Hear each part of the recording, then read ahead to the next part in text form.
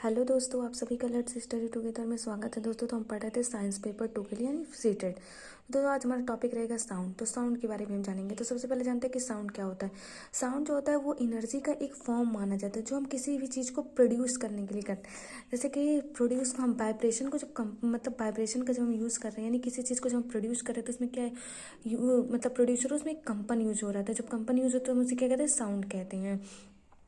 उसके बाद से आता है वेव, यानी हम वेव में दो पार्टिकल्स है, ट्रांसवर्सन और लॉन्गिट्यूडनल। तो जो लॉन्गिट्यूडनल होता है तो वो जैसे कि कोई मतलब प्रेशर है, जब हम ये जैसे ये पेन है, जब हम इसको आगे की तरफ मूव कर रहे हैं तो ये आगे की तरफ जा रहा है तो क्या हो रहा है, उसके एयर्स जो हैं वो उसके जो पार्टिकल्स है जो जो एयर्स है वो आगे की तरफ जा रहा है तो क्या हो रहा है, कम प्रेशर हो रहे हैं। और कुछ प्रेशर जैसे कि आगे की तरफ आ रहा है, कुछ पीछे की जाए तो क्या हो रहा है, कम प्रेशर। इसका जो मतलब बेस्ट एग्जाम्पल है वो एक साउंड है। और जैसे ये चीज़ जो होती है वो हमारी हाई प्रेशर होती है। और जो ये ट्रांसवर्स लॉन्गिट्यूड इसको यहाँ पे क्रस्ट बोलते हैं और इसको ट्रस्ट बोलते हैं। तो ये दोस्तों ये सी हो गया, ये टी हो गया और इसका एग्जाम्पल क्या हो गया, लाइट हो गया। और ज़्यादा से ज़्यादा आप लॉन्गिट्यूडनल के ही मतलब एग्जाम्पल न्यूमेरिकल सॉल्व कर, ट्रांसवर्स से उतना नहीं पूछा जाता है। उसके बाद से आता है जैसे कि प्रीवियस ईयर क्वेश्चन में पूछ लिया गया था कि मतलब ड्रम या गिटार, फ्लूट, इन सारी चीज़ों में कौन सा मतलब प्रोड्यूस वाइब्रेशन होता है। तो दोस्तों जब कोई मतलब ड्रम हम बजाते हैं तो उसमें क्या होता है, जब हम किसी चीज़ को हीट करते हैं उस पर जो लगा रहता है हम उसको ड्रम को वाइब्रेट करते हैं तो उसमें क्या होता है, एक साउंड मतलब वाइब्रेट होता है। और जो गिटार होता है तो जो उसकी स्ट्रिंग होती है, जब हम उसकी स्ट्रिंग को हीट करते हैं तो वहाँ पे क्या होता है, साउंड आती है। और जो फ्लूट होता है, जो उसका फ्लूट जो एयर कॉलम उसमें से एयर कॉलम जो उसमें बना रहता है, जब हम उसको हीट करते हैं तो उसमें से साउंड प्रोड्यूस्ड होता है। उसके बाद से ये जो ह्यूमन होता है दोस्तों, अगर साउंड की बात करें, ह्यूमन की ना करें तो उतना नहीं समझ में आता। तो दोस्तों जो ह्यूमन होता है उसकी जो वॉइस बॉक्स यानी जिसे हम लैक्स नेक्स कहते हैं, तो जैसे कि आपके गले में एक वोकल कार्ड जो मतलब एक पतली ने, जब हम किसी एयर को मतलब सांस लेते हैं, जैसे हवा को बाहर निकालते हैं तो क्या होता है, धीरे धीरे उसको हम यानी वो खिंचाव फील करता है। जो हमें स्ट्रेच होता है तो उसमें से क्या होता है, कुछ कंपन होती है, कुछ आवाज़ निकलती है उस चीज़ से। उसके बाद से सॉलिड मतलब साउंड जो होता है वो किसी माध्यम के जरिए ही किसी मतलब साउंड को वाइब्रेट करता है।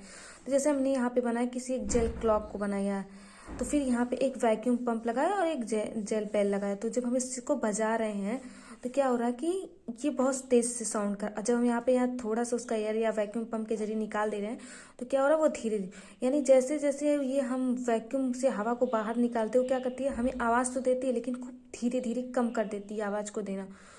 तो यहाँ से हमें क्या पता चला कि ध्वनि जो होती है वो वैक्यूम से ट्रेवल नहीं करती, उसे किसी न किसी मीडियम की ज़रूरत होती है। तो यहाँ पे सॉलिड लिक्विड गैस, तो दोस्तों जो सॉलिड लिक्विड गैस है उसमें जो मतलब जो इसके पार्टिकल्स यानी जो मॉलिक्यूल्स होते हैं, जो सॉलिड के मॉलिक्यूल्स होते हैं वो बहुत क्लोज होते हैं। साउंड क्या होते हैं, जल्दी ट्रेवल कर लेती है। और जो लिक्विड होते हैं वो मॉलिक्यूल मतलब मॉलिक्यूल की सॉलिड की तुलना में जो लिक्विड के मॉलिक्यूल होते हैं वो सॉलिड की तुलना में थोड़े दूर होते हैं और जो गैस होते हैं उनसे तो बहुत ही दूर होते हैं। यहाँ पे एक चीज़ जान लीजिएगा कि जो मतलब ध्वनि होती है वो वैक्यूम से ट्रेवल नहीं करती, यहाँ पे किसी न किसी मीडियम की ज़रूरत होती है। उसके बाद से आते हैं ऑडिबल यानी श्रव्य ध्वनि, जो 20 हर्ट्ज से 20 किलो हर्ट्ज यानी 20,000 हर्ट्ज तक ज़्यादा, जो एबव जो इसको 20,000 हर्ट्ज को एबव अल्ट्रासाउंड कहते हैं और जो 20 हर्ट्ज से कम होते हैं उन्हें बिलो इन्फ्रारेड। आपने देखा होगा कि जब मतलब अर्थक्वेक आता है तो सबसे पहले एनिमल्स को पता है क्योंकि उनका जो इंफ्रासाउंड होता है वो बहुत कम होता है। और जो आपने बहुत बार सुना होगा अल्ट्रासाउंड, ये तो अल्ट्रावेविसोन इसी को कहते हैं। उसके बाद इसके इंपॉर्टेंट कुछ कैरेक्टर्स जैसे frequency, time period, amplitude, wavelength. तो जो फ्रीक्वेंसी होती है जो ये क्या करती है, नंबर ऑफ ऑसिलेशन पर सेकंड, यानी जो इसकी जो मतलब जब वेव ट्रेवल करती है तो कितनी ऑसिलेशन मतलब ट्रेवल कर रही है पर सेकंड में, कितनी तुलना में कर रही है, तो उसी को हम फ्रीक्वेंसी बोलते हैं। और ये क्या होता है, डिपेंड करती है पिच पे, यानी पिच क्या होता है, किसी की बातें आपको कड़वी लगती है, किसी को अच्छी लगती है, तो ये क्या हो गया, पिच हो गया। और टाइम पीरियड यानी समय, जितना समय आपको लगा। जैसे कि आप एम्पलीट्यूड क्या हो गया, आयाम, यानी जैसे कि आपने यहाँ पे बनाया तो यहाँ पे आप एक बना रहे हैं तो इस चीज़ को क्या होगा कि जैसे हमने अपने हाथ पे एक गेंद लिया और गेंद को जितनी ऊपर उछाला वो हमारा क्या हो गया, एम्पलीट्यूड हो गया। ये क्या कर डिपेंड करता है, लाउडनेस। और वेवलेंथ वेवलेंथ क्या होती है, मतलब इसको हम डिस्टेंस क्या होता है, इसकी दूरी से, इसका फार्मूला क्या होता है, लेमडा इक्वल्स 1/t। और इसका एक और फार्मूला रिलेशन में होता है, C equals to B into lambda. जैसे कि आपको हमने यहाँ पे एक फ्रीक्वेंसी बनाई, तो अगर हमने इसको ऐसे बना दिया और एक को हमने क्या किया ऐसे, ऐसे मतलब बहुत ज़्यादा फ्रीक्वेंसी, तो आप इसको क्या करेंगे, नंबर ऑफ ऑसिलेशन को पर सेकंड को इसको गिन सकते हैं, और कितने समय में किया ये भी गिन सकते हैं। और इसकी एम्पलीट्यूड क्या हो गया, ये जितना ऊपर तक गया ये हमारी एम्पलीट्यूड हो गई। और इसका डिस्टेंस आप लेमडा इक्वल्स 1/t से निकाल सकते हैं। तो आई होप दोस्तों आप सभी को साउंड चैप्टर समझ में आया, और थैंक यू फॉर वॉचिंग।